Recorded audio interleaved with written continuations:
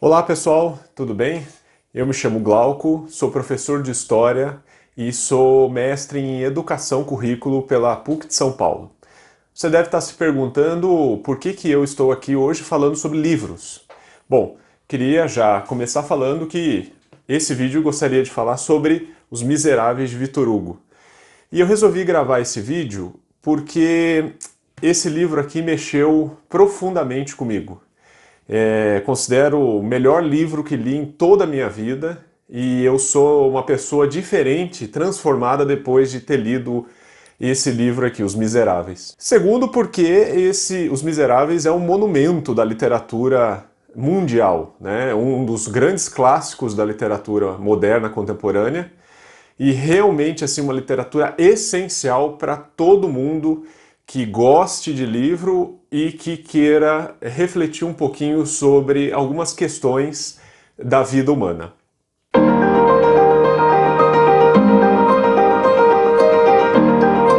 Mas já adianto que esse vídeo é uma gravação pessoal, uma representação particular da leitura que eu fiz dos Miseráveis. Não sou nenhum especialista em literatura, como vocês sabem, sou professor de História, não sou nenhum especialista em Victor Hugo, então eu resolvi gravar esse vídeo mais para compartilhar toda a emoção e percepção que eu tive ao ler Os Miseráveis do que realmente fazer uma análise profissional a respeito dos Miseráveis, do Victor Hugo, do romantismo e assim por diante. Quem quiser se aprofundar mais no tema, quem quiser realmente estudar e aprofundar na literatura romântica, nos Miseráveis, no Victor Hugo, eu recomendo que vá direto às fontes, vá à universidade, busque uma professora, alguns professores e artigos científicos, dissertações e teses universitárias de gente que passou a vida inteira estudando sobre isso. Não se limitem apenas a vídeos de YouTube ou a resenhas literárias de blog, mas vá à busca de quem realmente estudou e quem realmente se aprofundou sobre romantismo francês, romantismo mundial, Victor Hugo e assim por diante. Eu recomendo para vocês a professora Maria Lúcia Dias Mendes, que é doutora e professora pela Unifesp e talvez um dos grandes nomes no Brasil sobre literatura francesa, especificamente sobre Victor Hugo. Eu vou indicar aqui no vídeo para vocês, aqui na descrição, um link de uma entrevista que ela deu para a TV Univesp, aqui no estado de São Paulo, em que ela abarca algumas das questões essenciais do Victor Hugo e especificamente dos Miseráveis. Bom, antes de mais nada, eu queria contar para vocês que esse é um primeiro vídeo, eu fiz uma série de vídeos. Ao invés de eu fazer um vídeo muito longo contando toda a trajetória do livro, fazendo uma sinopse, falando sobre os personagens, eu resolvi iniciar fazendo esse vídeo contando um pouco o contexto do livro, contexto histórico, como que ele foi escrito e como que ele foi dividido e estruturado. Os próximos vídeos que eu vou postar aí no canal no YouTube, eu vou falando de personagem por personagem e aí adentrando um pouco mais sobre a trama e colocando um pouco o que o Victor Hugo tentou trabalhar em cima desse personagem. Então vamos começar falando sobre a história de escrita desse camalhaço aqui. O Victor Hugo, né, que nasceu em 1808 e morreu em 1885, ele viveu todo o grande século, como foi chamado o século XIX. Esse é um dos períodos mais ricos da humanidade em escrita literária e é o período fundamental do romantismo. O Victor Hugo, inclusive, é um dos maiores nomes, se não o maior, do romantismo mundial e com certeza do romantismo francês. Os Miseráveis, o Victor Hugo começou a escrever em 1845 e ele para em 48, quando acontece a Primavera dos Povos, mas principalmente porque o Victor Hugo se torna deputado na França.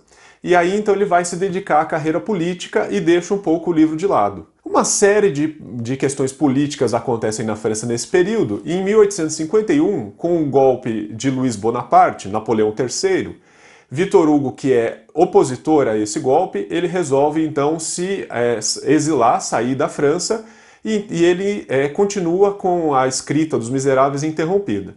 O Victor Hugo ele vai se exilar em Bruxelas, em Jersey e em outros lugares, e no finalzinho desse exílio ele retoma o escrito dos Miseráveis. Em 1860 ele é anistiado e ele retorna então para a França e conclui essa obra gigantesca aqui.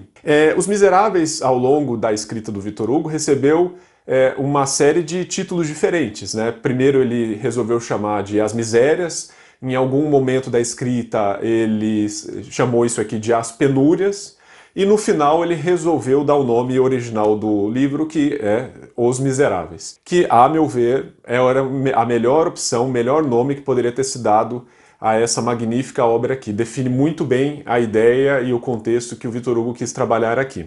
Bom, a edição que eu tenho é essa edição da Cosac Naif, é uma edição que vem em 2 volumes, são 1950 páginas, né, esse volumão todo. Tem uma outra edição que eu acho belíssima, que é em um volume só, uma edição maior, que na capa tem uma pintura da Cosette, e eu acho maravilhosa essa edição. Mas essa edição que eu tenho são 1950 páginas, ao todo são 5 volumes, o livro original, inclusive, ele era dividido em 5 volumes. Dentro desses 5 volumes, a história está dividida em 46 livros, que o Victor Hugo divide essa história dos miseráveis, e dentro das histórias de cada livro, ela está dividida em capítulos. Ao todo são 365 capítulos, eu contei, um por um. Então dá para você ler aí um capítulo por dia, em um ano você faz a leitura da obra. É claro que tem alguns capítulos que são bem pequenininhos, levam às vezes até meia página, então eu acabei levando 3 meses para ler tudo isso aqui, indo de forma bem devagar, bem tranquila, mas quem aí tem um tempo e um ritmo de leitura mais rápido, acredito que 1 mês e meio, mais ou menos, você consiga concluir essa obra inteira. Para a gente começar a entender um pouquinho Os Miseráveis, a gente precisa entender o Victor Hugo, entender a cabeça do Victor Hugo e que defesas ideológicas ele fazia. O Victor Hugo teve uma mãe católica e monarquista e um pai deísta e bonapartista. Então imagine que era uma família bem diferente e bem dividida, principalmente nesses anos iniciais do século XIX na França. Ele vai viver um bom tempo da sua infância com a sua mãe, os pais eles estão separados nesse momento, em algum momento da infância do Victor Hugo, e ele então, os primeiros escritos, o Victor Hugo faz sucesso logo cedo, né, aos 20 e poucos anos ele já está entre os grandes escritores ali da França. Ele tem um começo bastante conservador, então os seus escritos denotam bastante uma ideologia conservadora e de defesa à monarquia e em alguns momentos até defesa ao antigo regime, ao pré-revolução francesa. Porém, no final da década de 20, principalmente depois das revoluções de 1830, que na França derrubaram Carlos X, que era o último rei da dinastia dos Bourbon, e colocou no seu lugar Luís Felipe, o rei burguês. A partir desse momento, o Victor Hugo ele vai paulatinamente mudando seu ideal, sua ideologia, e se torna um grande defensor das ideias liberais, principalmente um grande defensor dos direitos humanos. Então toda aquela defesa da Declaração dos Direitos do Homem e do Cidadão, lá da Revolução Francesa, todo o ideal liberário de John Locke, Montesquieu, Voltaire, o Victor Hugo se apropria muito forte disso, e a partir daí, até o fim da vida, ele vai ser um grande defensor das ideias liberais e do liberalismo. Ao longo de toda a sua vida, e principalmente nos Miseráveis, esses ideais eles aparecem fortemente. No caso dos Miseráveis, o grande personagem, talvez o principal, que é o Jean Valjean, ele é um ideal de homem liberal burguês. Por quê? Porque ele é um ex-presidiário que consegue retomar a vida através da indústria. Ele se torna um grande burguês, ele enriquece, se torna um grande benfeitor para a comunidade e ele vence por conta própria, por si só. É o famoso self-made man, que nos Estados Unidos tem uma forte influência. É o ideal liberário, o ideal do homem que se faz por si próprio. É o Robinson Crusoe do Defoe, no caso da Inglaterra. Então, esse personagem, o Jean Valjean, talvez represente tudo aquilo que o Victor Hugo acreditava como ideologia preponderante naquele período. Ao longo da vida, o Victor Hugo vai passar a defender primeiro uma monarquia constitucional e depois, num segundo momento, uma república constitucional democrática, que é a grande defesa do Victor Hugo. No final da vida, já principalmente a partir de 1870 e 71, com a Comuna de Paris, muitas pessoas acabam fazendo uma análise de que o Victor Hugo se tornou socialista, o que não é bem verdade. O Victor Hugo ele defende uma anistia aos revoltosos da Comuna de Paris, mas mesmo assim ele faz severas críticas à Comuna. Ele chega a doar algum dinheiro para a Internacional Comunista, mas isso não reflete que Victor Hugo tenha se tornado socialista no final da vida. Até o final da vida, ele coloca os socialistas e os comunistas como desagregadores da sociedade. Ele é realmente um homem liberal, um homem que defende os ideais liberais. Bom, entendemos um pouquinho a cabeça do Victor Hugo. Agora a gente precisa entender um pouco o que se estava se passando nesse momento na França, no mundo, para a gente poder entender, então, em que cenário o Victor Hugo escreve Os Miseráveis. Os Miseráveis, a história está compreendida de 1817 até 1832. Ela avança um pouquinho depois das revoluções de 1830. A parte mais cheia de ação do livro se passa nas revoluções de 1832. Então, esse livro abarca um período que está compreendido chamado de Era das Revoluções. E aí eu indico um livro, que é esse aqui do Eric Hobsbawm, chamado Era das Revoluções, que ele conta um pouco esse momento da Revolução Francesa, de 1789, até a Primavera dos Povos, de 1848, que é esse período em que Os Miseráveis está inserido. Então, um momento repleto de utopias, é onde acontece o movimento romântico, é um momento em que o nacionalismo está se aflorando, é um momento que as ideias liberais, o direito à igualdade, a liberdade do cidadão, isso está circulando pela Europa, pela América também, em outros espaços. Esse é um período das utopias, das crenças, da crença no progresso, na crença na humanidade.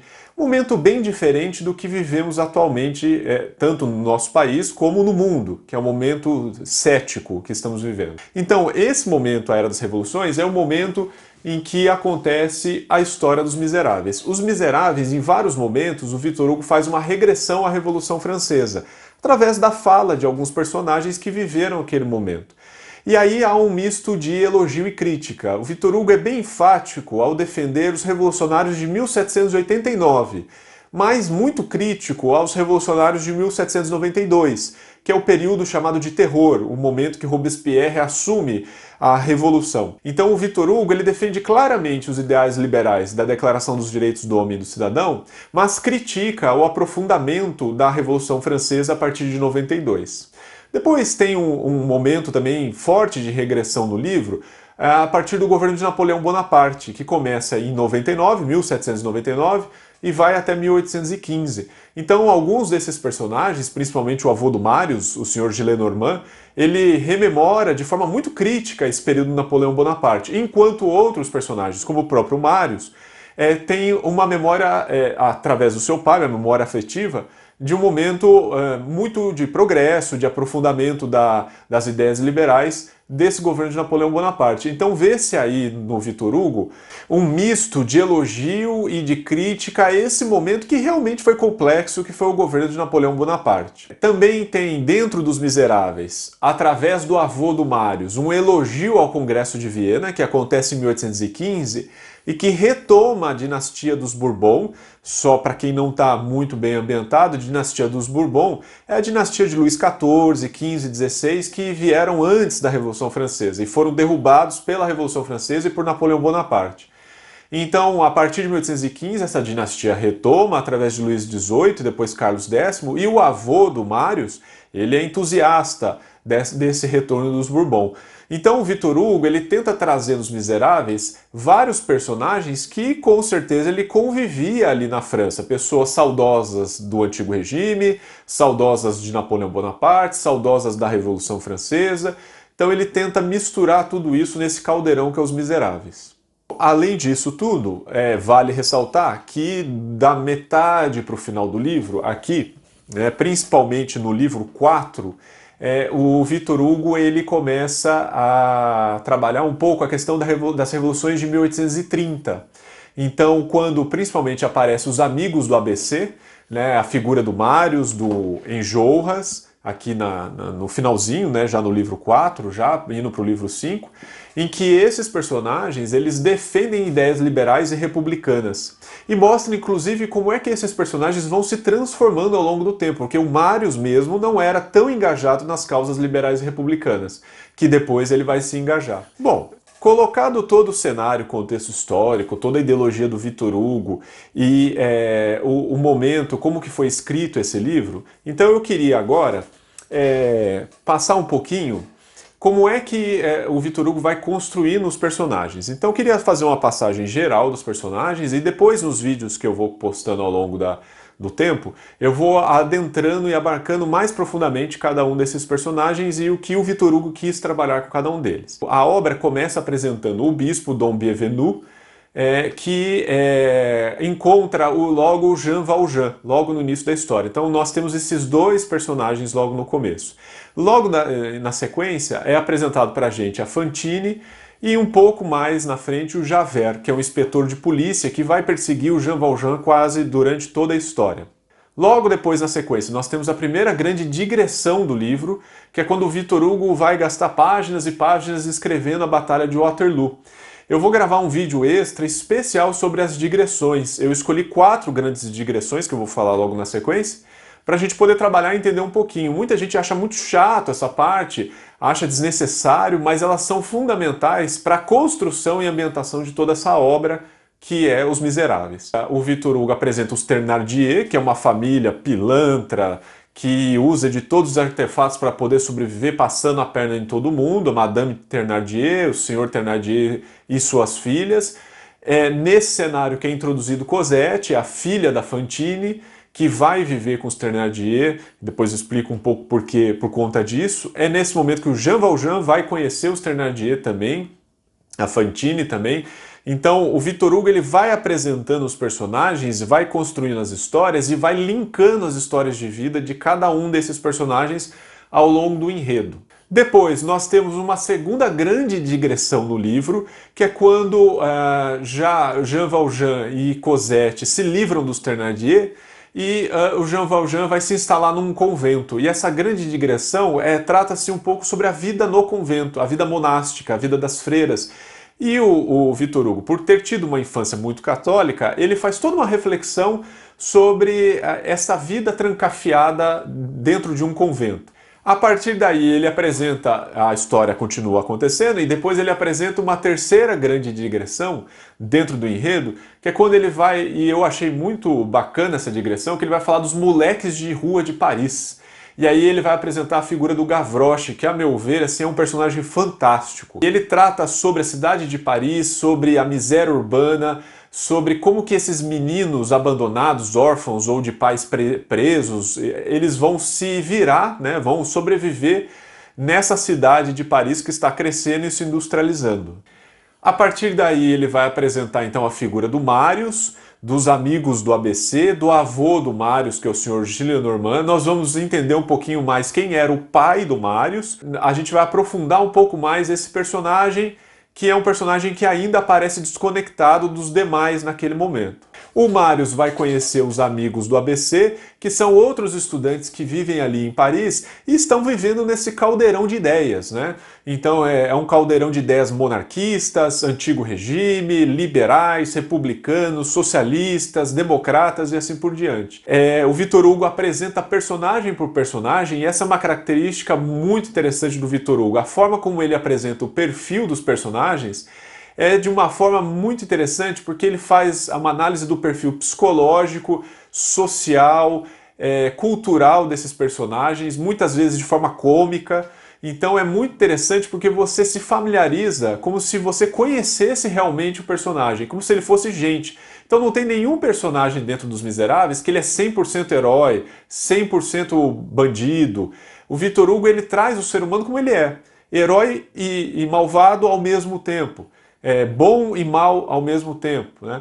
Então é nos apresentado o Enjolras, que é o líder aí do grupo do ABC, o Combeferre, o Jean Prouvaire, o Feuilly, o Courfeyrac, o Bahorel, o que é chamado de Bousset, que é um dos amigos ali dos amigos do ABC, e o Joly e o Grantaire no final, que compõem esse grupo que o Marius vai fazer parte, depois ele se desloca e depois ele volta a encontrar na barricada da Rue Saint-Denis, onde vai acontecer o grande ápice da história. Nesse mesmo momento, tem um link entre Marius e Cosette, os dois vão se conhecer, vai acontecer a grande história de amor dos miseráveis, como um bom livro do romantismo, não podia faltar essa história, essa grande história de encontro de almas. É nesse momento que o Marius também vai conhecer o Jean Valjean, e aí os personagens começam a se interligar. A gente vai chegar num ponto de clímax da história, né, que no caso da edição que eu tenho é no final do primeiro volume, que é quando os Thénardier conseguem fazer uma arapuca para o Jean Valjean e para Cosette, e aí a gente vai ter num pardieiro o encontro de Marius, da família Thénardier, do Jean Valjean, da Cosette e do Javert, e outros bandidos que aparecem na história ali. Então é o grande encontro do livro, todos esses personagens foram sendo apresentados, e aí o Victor Hugo vai fazer esse encontro no final aqui, no meu caso, do primeiro volume. Depois disso, a gente tem a apresentação de uma outra personagem bastante singela também, que é a Eponine, que era amiga da Cosette lá na época que a Cosette era criança e vivia no pardieiro dos Thénardier, e agora ela já está adolescente e ela vai se apaixonar pelo Marius. É uma personagem também bastante interessante, com uma construção de característica e que explica muito o sofrimento da pessoa, do morador de rua, da pessoa de rua, do jovem abandonado nessa Paris de início de século. Aí nós vamos ter a quarta digressão, que o Victor Hugo faz um tratado sobre gíria, e isso é muito importante, para hoje parece que não, mas naquele período em que havia uma discussão muito grande sobre usar gírias ou não na literatura. Aqueles autores mais classicistas, mais tradicionalistas abominavam o uso de gírias, e tanto Victor Hugo como o Alexandre Dumas vão usar esse tipo de recurso para ilustrar a linguagem do povo simples, dos trabalhadores, e o Victor Hugo faz uma defesa enfática do uso de gíria muito bacana. Para quem estuda literatura, eu acho essencial poder analisar um pouco o que o Victor Hugo entende como gíria.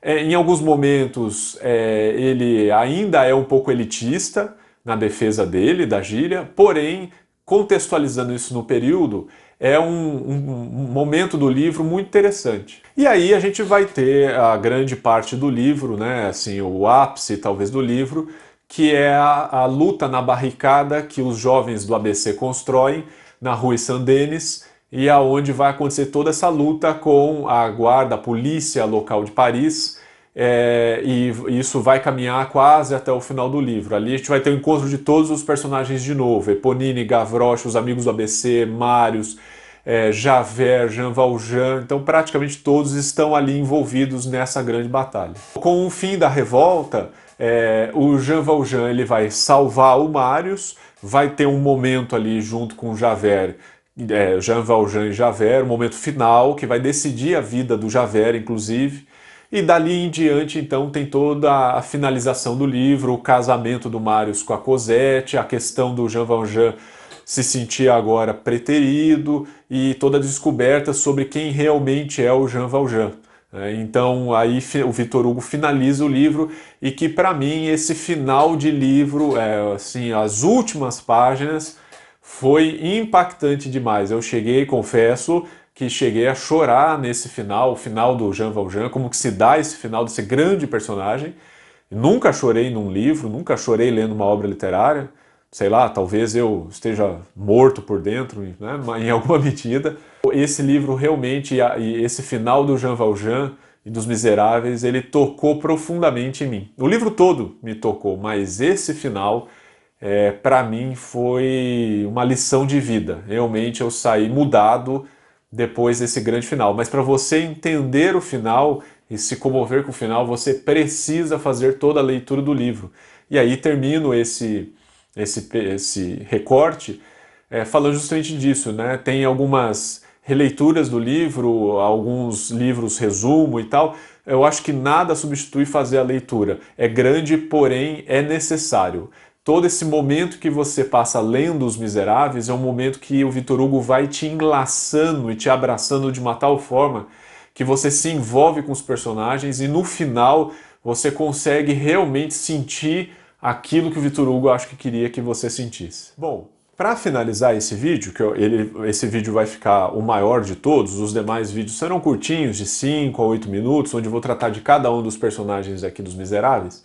Mas para finalizar esse vídeo, eu queria fazer uma análise de um leigo sobre a forma de escrita do Victor Hugo. Então, ao ler o livro, você vai sempre reparar o seguinte, que ele traça todo um contexto histórico, um cenário, uma análise do personagem, ele cria a cama, né, ele cria todo o cenário, ele te ambienta naquele local.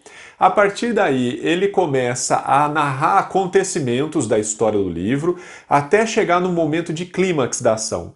Quando você está mais preso ali naquele momento de clímax, aí ele faz uma digressão. Né? Eu contei 4 digressões que o Victor Hugo, que eu selecionei, mas aí ele faz uma digressão, é quase como... Talvez o Victor Hugo, eu acho que ele tinha algumas defesas, alguns artigos que ele queria publicar e que ele insere nesse livro para que o leitor possa ter acesso ao que o Victor Hugo pensa sobre aquele determinado assunto. Então, o caso das gírias, o caso da vida religiosa, o caso de Waterloo, dos meninos de rua e assim por diante. Muitas vezes essas digressões parecem desnecessárias, mas elas te fundamentam para você poder entender o porquê que os personagens agem daquela forma, por que eles são daquela forma. Então elas são fundamentais para você entender os personagens e por que eles tomam determinadas decisões no livro. Então não pule as digressões. Aprenda com elas. Ali tem uma lição acadêmica do Victor Hugo sobre aquilo. E ela faz parte fundamental para você poder entender o processo do livro. Bom, eu espero que vocês tenham gostado desse primeiro vídeo. Essa série de vídeos que eu vou fazer sobre os Miseráveis, eu acredito que vai ser a primeira e a última. Não tenho pretensão de ser youtuber, de ser resenhista de livro, nada disso. Eu estou fazendo esse vídeo, estou me aventurando em fazer esses vídeos, mas porque realmente essa obra aqui é uma obra de vida. É uma obra que realmente mexeu comigo. Então eu espero que vocês tenham gostado desse primeiro vídeo. E os próximos eu vou tratar sobre cada um dos grandes personagens e suas personalidades e suas características. Beleza? Obrigado aí e até a próxima!